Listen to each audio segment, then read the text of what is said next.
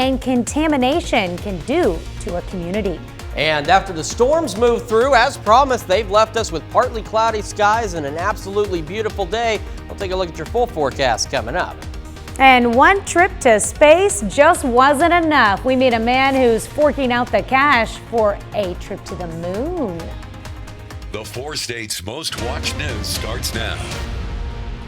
Environmentalists say Ottawa County's 31,000 residents are facing a public health crisis. This is KOAM News at noon. I'm Tanya Bach. Topping our first 7 minutes, the 24th annual National Environmental Tar Creek Conference gets underway today in Miami, Oklahoma. Rebecca Jim is the executive director of the local Environmental Action Demand Agency. Her goal is to clean up Tar Creek so it's safe for residents in Ottawa County. She says the floodplain is the most immediate concern now, as every flood could be toxic. One of the largest Superfund sites is just a couple miles north of Miami. It's about 40 square miles. It was the site of one of the largest lead and zinc mines in the world. And when it was abandoned, the mine waste was left piled on the ground from here to yonder. The site is as big as the city of Tulsa. Well, the MAP project began in 2020 when a member of the Cherokee Nation partnered with Thriving Earth Exchange to create a tool that could visually showcase what happens when Tar Creek floods. The Tar Creek Conference continues through Thursday at NEO College. Well, Mother Nature gave us quite a busy morning. Chris Warner joins us with what's next. Yeah, that she did. We had a number of severe thunderstorm warnings from southeast Kansas to southwest Missouri. And then as we wrapped up the morning, we had one more that came in northeast Oklahoma. And after our morning show was over, another one came in for northwest Arkansas. So all 4 states getting in on some action this morning. And then, as promised, though, they're gone. And they've left us with these beautiful, partly cloudy skies at 7th and Range Line. Absolutely picturesque day. Skywatch Storm Tracker considerably more quiet now than what it was earlier. And this is a look at that system from this morning as it got organized, expanded, and rolled on through the 4 states. And you can see one heck of a line of storms that rolled through. And again, you can briefly see the severe thunderstorm warnings in SEK and southwest Missouri as this system rolled on through, and now it's gone. And it's left us with this: 66 Nevada, 68 Lamar, 70 Parsons and Chanute, 70 in Joplin, 72 in Miami. Absolutely gorgeous weather out there thanks to the rain. And hey, and we got rain that we so badly need. We got a fair amount of it. Some areas getting upwards of 2 inches of rain this morning. We are still looking for a high right around 75 degrees with those partly cloudy skies, and 61 by 8 o'clock. We have some warm-ups and then some fall-like weather coming up. We're going to talk about all that here in just a few minutes. All right, thanks, Chris. Well, the Supreme Court considers a case today that could impact the fair use doctrine and whether artists can use copyright-protected works. They're discussing whether the late Andy Warhol infringed on a photographer's copyright when he created a series of silkscreens of the musician Prince. Lawyers for the Warhol Foundation say not allowing artists to alter copyrighted works limits freedom of expression. And on Tuesday, pork producers got their say in front of the Supreme Court. They're challenging a California law that could impact how pigs are raised nationwide. California voters passed Proposition 12, requiring more living space for farm animals, eventually sold as food in the state. Now, the Humane Society argued the California law is not only about animal welfare, but human health. California produces very little pork, and because of that, the National Pork Producers Council says the state is trying to impose its moral views on other states. Legal analysts say the High Court's opinion could impact states' ability to regulate other issues as well. Pork producers also argue the added expense to comply with California's law will ultimately get passed on to consumers. A decision is expected by the end of June. An elderly California man is booking another trip to space. He's already been to the International Space Station, and that was in 2001, and now he's planning a week-long trip even further. CBS's Janet Shamalian talked to the millionaire on a moon mission. He was the world's first space tourist. California millionaire Dennis Tito is on his way to the International Space Station. Dennis Tito dropped $20 million on a 2001 trip aboard a Russian Soyuz spacecraft, called the most expensive vacation in history. It was paradise. I've been thinking about it every day since. We met the retired businessman and his wife Akiko at the SpaceX Starbase facility in South Texas, where he announced he intends to go back to space, this time with SpaceX, and taking Akiko along for the ride, a week-long flyby of the moon. That's what I'm interested in. I will not go back to Earth orbit. I've been there, done that. Their ride to the moon? SpaceX's Starship rocket. When you guys look at this, like, what do you think? It's Amazing. It's off the chart.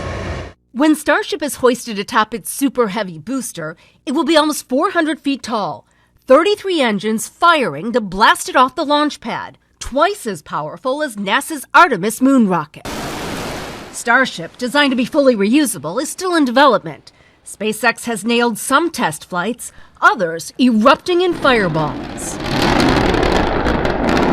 What gives you confidence this is going to work? Every time a rocket explodes, you learn something. So the more rocket explosions we see, the better. Because then we'll get all the bugs out of it. Realistically, when do you think you'll fly? I take the worst case, 5 years. That would put the California man close to 90 years old, 82 now. He says he feels great. I am probably in better physical shape than I was 21 years ago. Tito's flight would be the second Starship lunar flyby, the first booked by a Japanese billionaire. 10 other yet-to-be-named crew members would join the Titos. Myself being in my early 80s will be very inspiring to people of all ages because they'll now be able to start to think about their golden years. And maybe it's not going to be a rocking chair. Maybe it's going to be a rocket ship? A rocket chair. Janet Shamlian, CBS News, at SpaceX Starbase in South Texas. I'd just like to go to space once at least. That's a look at today's top stories and weather in our first 7 minutes. Up next on KOAM News at noon, find out why this British artist is setting fire to thousands of his paintings. And later we're making apple cobbler shortbread squares in the Mr. Food Test Kitchen. Most painters wouldn't dream of destroying their own masterpieces, but that's exactly what a British artist is doing. It's part of an extravagant experiment, and as CBS's Ian Lee reports from London. This one's called Understanding Everything. Artist Damien Hirst shows off one of his famous spot paintings before tossing it into a fire at a London art gallery. His unusual flame-filled performance drew a crowd and plenty of questions too. I'm not burning my art, I'm transforming it. Transforming it into an NFT, a non-fungible token, a digital copy of the artwork that will live forever. But I think this has to be part of the process to create truly digital artworks, is to destroy the physical artwork, because the two can't exist at the same time. Hirst gave collectors of his 10,000 pieces of art a choice: keep the NFT or take home a physical copy. NFTs are too new for me, whereas having something I can hold, I prefer that. About half of the buyers, including Kyle Johns, chose the NFT, sending his painting up in smoke. It's such a unique idea to bring into the art world.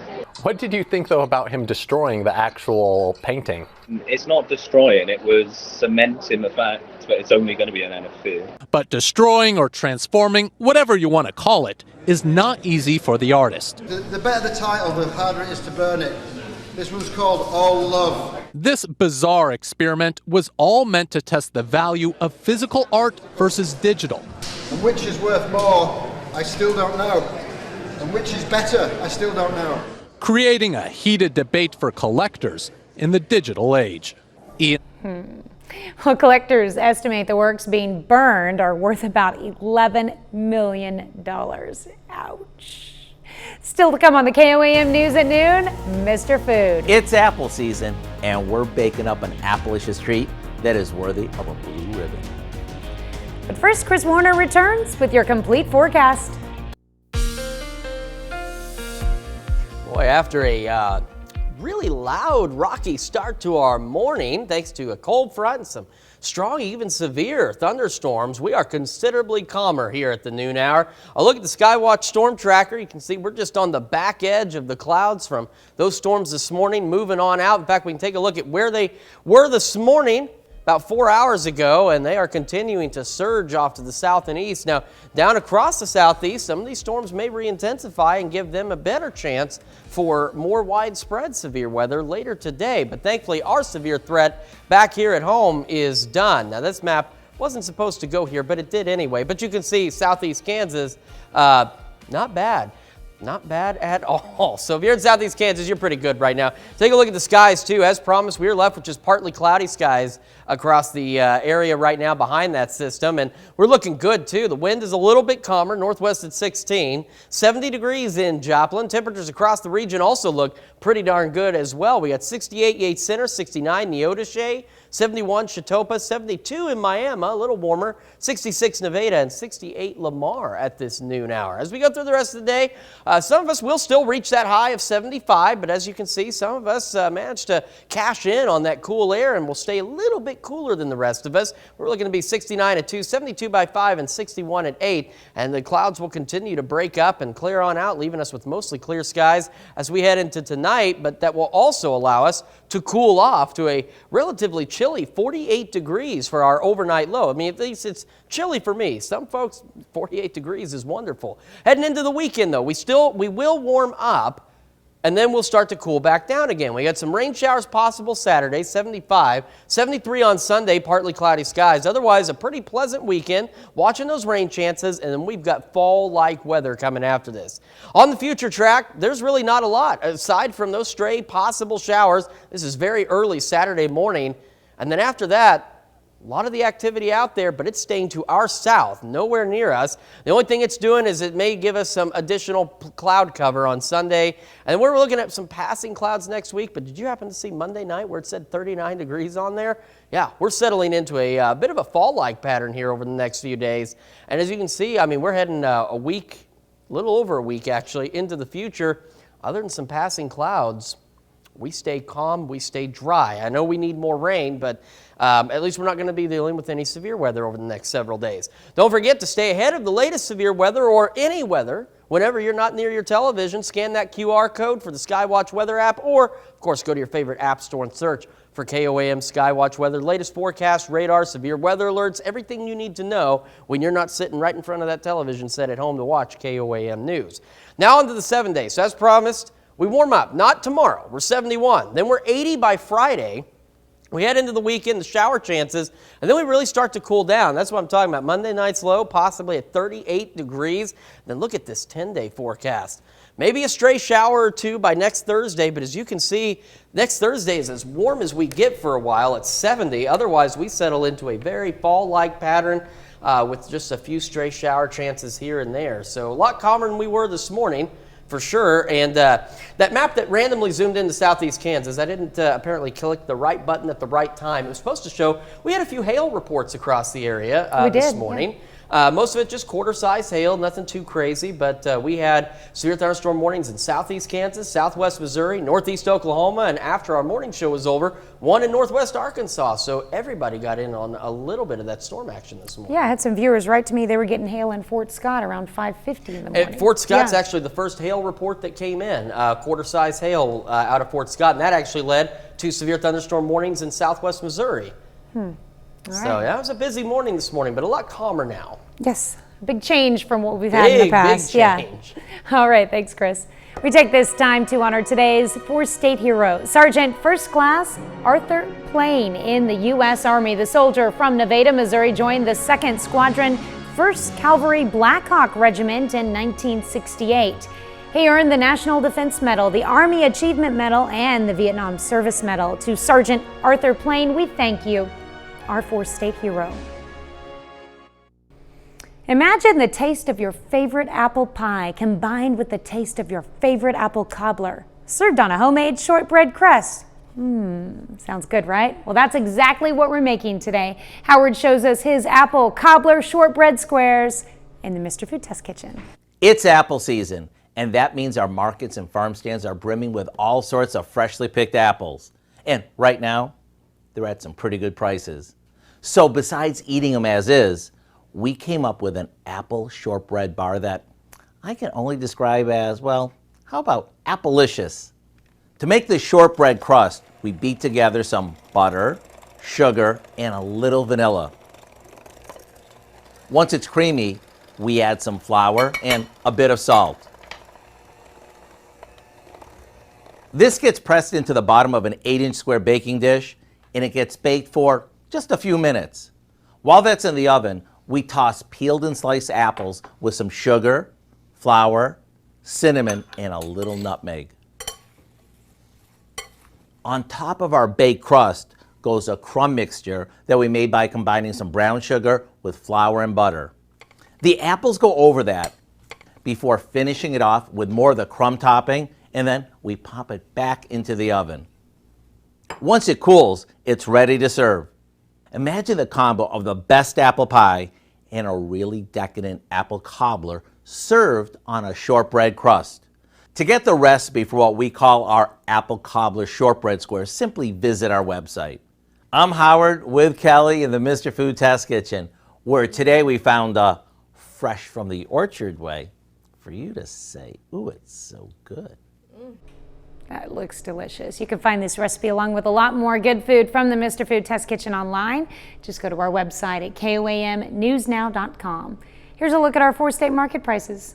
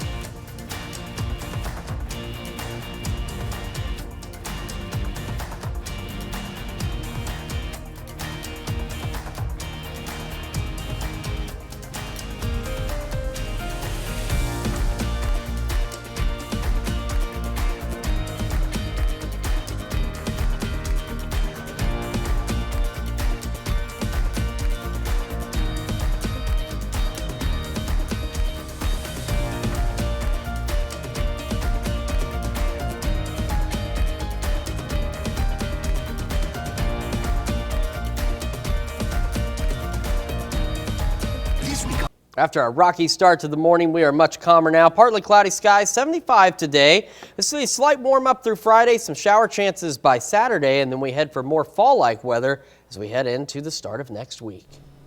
All right, what do we have coming up tonight at 5? Well, at 5, October is Hispanic Heritage Month, and this year health experts are pushing diabetes prevention. In Health Watch, how healthcare providers are helping one Hispanic community lower its risk and prevent the disease. Plus, Missouri Southern teams up with Active Minds to bring an interactive display to campus. The project showcases stories of those who've been affected by suicide. And the Labette County Sheriff arrests 2 people after locating an explosive device in their possession. Hope you join us for those stories, a lot more. KOAM News at 5. All right, thank you, Dal. Thanks for joining us for KOAM News at Noon. We'll see you right back here at 5 o'clock.